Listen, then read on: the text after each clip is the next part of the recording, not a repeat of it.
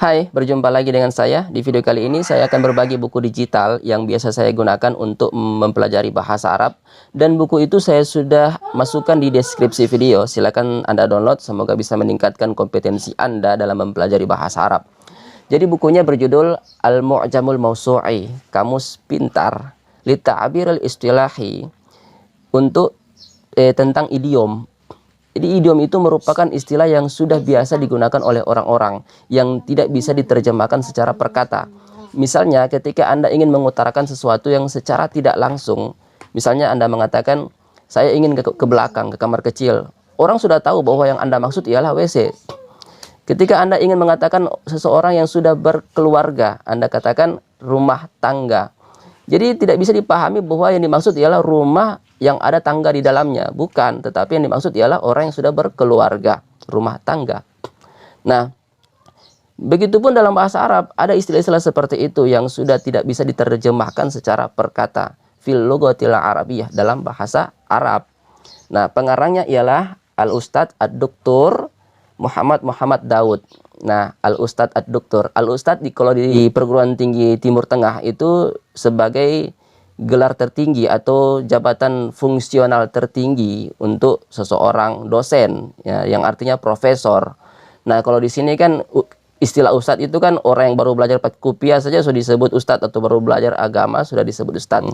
Al-Ustadz Ad-Doktor, Profesor Doktor Muhammad Daud. Oh, nama pengarangnya itu.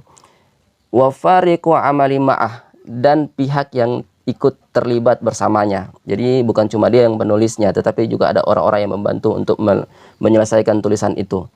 Nah, kemudian Al-Juz'ul Awal. Nah, ini buku ini terdiri dari 3 jilid. Ini yang saya buka ini merupakan jilid pertama. Nah, Al-Qahirah. Jadi buku ini diterbitkan di Kairo. At-Taba'atul Aula merupakan cetakan pertama, dicetak pada tahun 2014 Masehi atau 1435 Hijriah.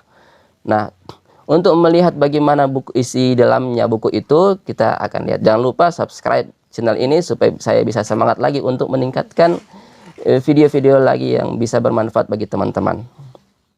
Oke, kita kembali lagi berbicara tentang buku digital yang saya maksud tadi, tapi di tempat yang berbeda karena saya rasa suasananya di sini sejuk, ada angin sepoi-sepoi bikin terasa santai, rileks. Oke, sebelum kita berbicara tentang istilah-istilah idiom yang ada dalam buku digital itu, agaknya saya rasa ingin memberikan penjelasan sedikit tentang perbedaan kata mu'jam dan kamus, karena kedua kata itu berbeda. Mu'jam biasanya diartikan kamus, dan kamus pun diartikan kamus. Kenapa? Karena kata kamus itu terambil dari bahasa Arab yang makna dasarnya ialah lautan. Dinamakan demikian karena untuk memberikan kesan bahwa bahasa Arab itu memiliki perbendaharaan kosakata yang luas dan dalam, bagaikan lautan. Nah, sedangkan mu'jam kalau menurut pengamatan saya, mu'jam itu cakupannya juga luas, bukan hanya berkaitan dengan masalah leksikografi atau perkamusan, tapi juga dia mencakup hal-hal yang seperti ensiklopedi. Nah, ada juga kita bisa lihat seperti kitab Mu'jamul Fahras li Alfazil Qur'anil Karim karya Muhammad Fuad Abdul Baqi. Di sana kita akan dipermudah untuk menelusuri kosakata dalam Al-Qur'an ada berapa. Misalnya kata ini disebutkan berapa kali dalam Al-Quran, di mana saja, di ayat mana saja disebutkan. Misalnya kata kiblat, kita telusurinya dengan kata dasar qobala. Kita akan dapatkan di ayat-ayat mana saja itu kata kiblat disebutkan.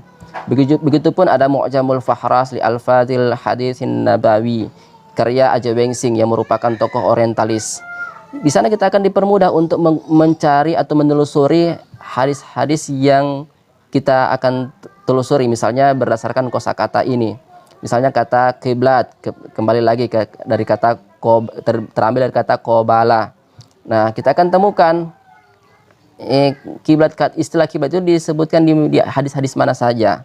Nah, begitulah penggunaan mu'jam, sama dengan kamus, tapi cakupannya mu'jam itu lebih luas, bukan hanya berkaitan dengan leksikografi atau perkamusan, yang berkaitan dengan bahasa.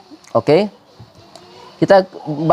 Kita kembali ke pembahasan tentang istilah atau idiom-idiom yang ada dalam bahasa Arab. Nah, di sini saya temukan pertama kali kata istilah tawilul yad yang artinya panjang tangan. Sekarang ini istilah tawilul yad diartikan sebagai pencuri. Panjang tangan biasanya diartikan pencuri. Tapi tunggu dulu. Kita akan temukan kalimatnya seperti ini. La tudkhil baitaka man urifa bitulil yad. Janganlah engkau memasuki rumahmu yang telah diketahui oleh pencuri. Nah, tapi ketika kita kembali ke masa lalu, istilah itu artinya bukan pencuri, tetapi orang yang selalu bersedekah, orang yang dermawan, berbalik 180 derajat kan. Kita akan temukan dalam sebuah riwayat ya, atau dalam hadis yang menceritakan tentang beberapa orang istri Nabi yang bertanya kepada Nabi Muhammad SAW tentang siapakah yang akan menyusul kepergian Nabi setelah Nabi wafat. Kemudian Rasulullah SAW mengatakan bahwa orang istriku yang akan menyusul kepergianku adalah di antara kalian yang paling panjang tangannya, atwalukunna yadah, yaitu yang paling panjang tangan kalian di antara kalian. Nah, kemudian saking penasaran mereka pun mengukur tangan-tangan mereka, siapakah tangan kita yang paling panjang? Ternyata barulah mereka sadari setelah Nabi wafat bahwa yang dimaksud Nabi bukanlah tangan yang sebenarnya, yang panjang, tangan yang panjang, tetapi yang dimaksud ialah orang yang istri yang paling dermawan, yang suka bersedekah, Jawadul Karim. Oke. Kita begitupun dalam buku itu memberikan penjelasan bagaimana kata itu akan mengalami perubahan makna ketika berada dalam suatu kalimat. Nah, kata itu akan berubah makna ketika berada dalam suatu kalimat secara kontekstual. Oleh karena itu kita jangan memahami kata itu secara leksikal, tetapi kita akan melihatnya secara gramatikal.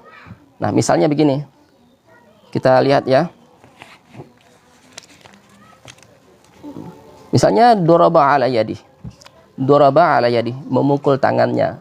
Nah, artinya memukul tangannya, tapi ketika dia berada dalam satu kalimat, artinya bisa tergantung dari konteks kalimat itu. Misalnya dia bisa berarti mencegah. Misalnya kalimat seperti ini, al-islamu doraba ala yadil mufsidin. Islam itu mencegah orang-orang yang fasid. Nah, berarti artinya mencegah di sana. Tapi ketika dia dalam konteks yang berkaitan dengan keadilan, dalam hukum, konteks hukum atau ya hukum keadilan ya. Nah, artinya bisa berubah menjadi menghukum. Misalnya kalimat seperti ini. Kanal Hajjaj bin Yusuf yadribu ala yadal mu'aridina lahu biquwwah. Nah, Al-Hajjaj bin Yusuf telah memberi hukuman yang berat kepada para oposannya. Itu. Oke, kita lihat lagi. Nah, ini. Begitupun ada istilahnya. Ini istilah ini. Dia akan terlihat maknanya ketika dia berada dalam satu kalimat. Misalnya bidzuhril ghaib, yaitu dengan yang nampak tapi yang tersembunyi. Artinya begitu kan? Dengan yang nampak tapi tersembunyi. Kita akan lihat begini dalam sebuah hadis yang menyebutkan ma min abdim muslim, tidaklah seorang muslim, ma min abdim muslimin yad'u li akhihi, mendoakan saudaranya. Nah, tunggu dulu, kita akan berbicara sedikit sini. Yad'u li akhihi, dia menggunakan li di situ. Seandainya kalau dia menggunakan yad'u ala akhi, berarti doa yang dimaksud ialah doa keburukan, karena dia menggunakan huruf li di situ, kata li di situ untuk, berarti yang dimaksud ialah doa kebaikan. Yad'u li akhihi, dia mendoakan kebaikan kepada saudaranya. Tetapi ketika li di situ berganti dengan ala, menjadi dia mendoakan keburukan kepada saudaranya. Yad'u ala akhihi. Misalnya kita akan temukan dalam sebuah hadis yang menceritakan tentang 3 doa yang cepat akan dikabulkan oleh Tuhan. Misalnya Nabi katakan ada 3 macam doa. Yang pertama, da'watul musafir, doa dari seorang musafir. Da'watul mazlum, doa dari seorang yang dizolimi. Dan yang ketiga, da'watul walidi ala waladihi, doa dari orang tua, doa keburukan dari orang tua kepada anaknya. Karena dia menggunakan kata ala di situ. Da'watul walidi ala waladihi. Nah, jadi dalam bahasa Arab itu simpel, tidak perlu berpanjang lebar. Bidzuhril ghaib, secara tidak, tanpa disadari, tanpa diketahui oleh orang itu.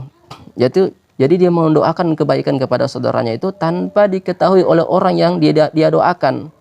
Nah, kemudian illa qalal malak, kecuali seorang malaikat berkata kepadanya, walaka bimislin, dan bagimu juga mendapatkan doa yang serupa sebagaimana yang engkau panjatkan.